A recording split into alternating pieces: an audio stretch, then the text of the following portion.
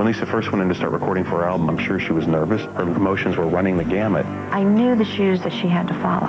For any child to follow Elvis's shoes is not it could be a curse.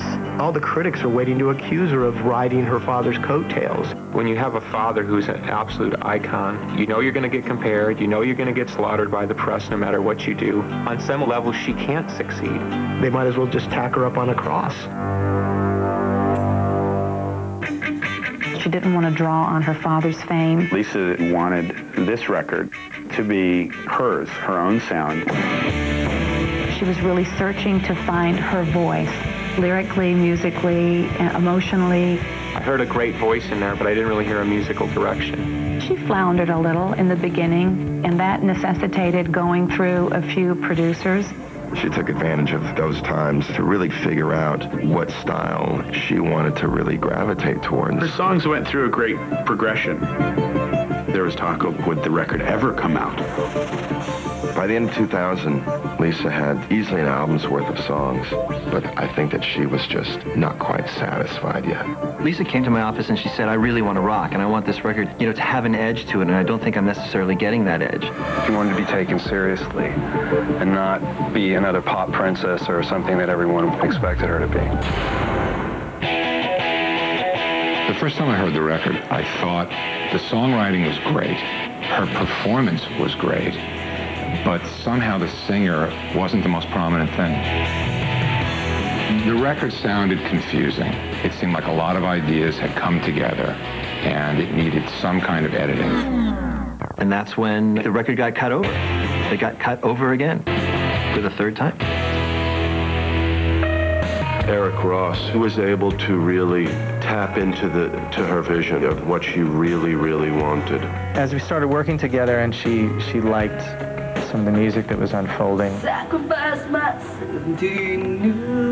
Keeping some dirt under the fingernails, keeping it raw. I just kind of saw her shoulders relax a little. The smiles were a little bit wider. Lisa said, this is it. This is it. I want the whole album to be just like this. I'd listen to these tracks and go, oh my God, this is incredible. I knew that she'd found her style. Lisa finally, in 2002, was going, we got an album. We got an album. The album, To Whom It May Concern, is about her life and her experiences. It is sort of a walk through her mind. These songs were written over the course of a lifetime, and they just came out after she found wings and a way to do it. She has a lot of pain and other things inside of her, and it comes out in the music.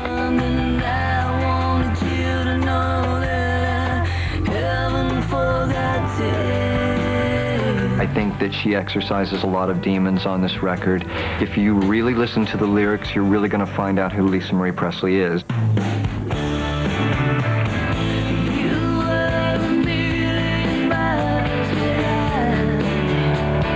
Lights Out was the first single from the record. It dealt with the issues of her life and how Memphis and Graceland played a role in her life.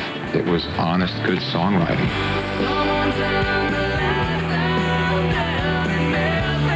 But no one knew if the person who had sang Lights Out in the studio, in the vocal booth, could actually put it together and perform. No one knew that. She's never really stepped up in the public eye as a recording artist rather than Lisa Marie Presley, the celebrity.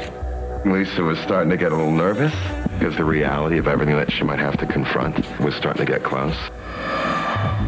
The first time she performed in front of an audience was in Florida for the NARM convention. There was anywhere from 1,000 to 2,000 people for this. It's record executives, people that work in the industry. I'm looking at Lisa and I can see that, she's never done this before. This is all brand new to her. As soon as the curtain opened, Lisa stepped up to the front and nailed it.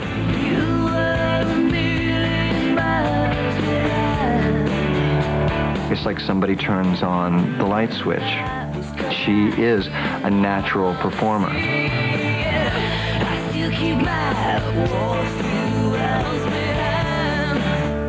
People at that performance saw her charisma. It was, wow, here's a star. All of a sudden, she is just out there doing it. She gets primetime television. Please welcome Lisa Marie Presley. That girl stepped up to the plate, swung the bat so hard. She knocked it out of the ballpark. The record debuted at number 5, sold 142,000 copies. It was the highest debut of the year for a new female artist. It smashes any preconceptions of anyone who doubted anything about it, but it also really outdoes any expectations, too. Imagine now being Lisa Marie Presley and having lived your life in front of all the cameras of the world, and now coming out and singing about your inner life and putting it into an art form. That takes a lot of guts. It really does. Lisa's doing a pretty phenomenal job of living up to being herself in spite of who her father was. Anything she did was going to be looked at and examined. She's lived in that world from the moment she was born. I don't think any of us can really understand what she's been through. She really wanted to prove something. Here's what I can do, and this is my music. She's driven by wanting the world to see, this is me, that I'm not just Elvis's daughter. She's had her eye on the mountain, and she's never given up. It's been a long time coming, and I know what she's been through. I'm proud of her as a mother. I'm proud of her as an artist. I'm proud of what she's done with her life and the path that she's chosen. This is her love. Even if she wasn't Elvis Presley's child, this really is Lisa's path. This is what she was born to do.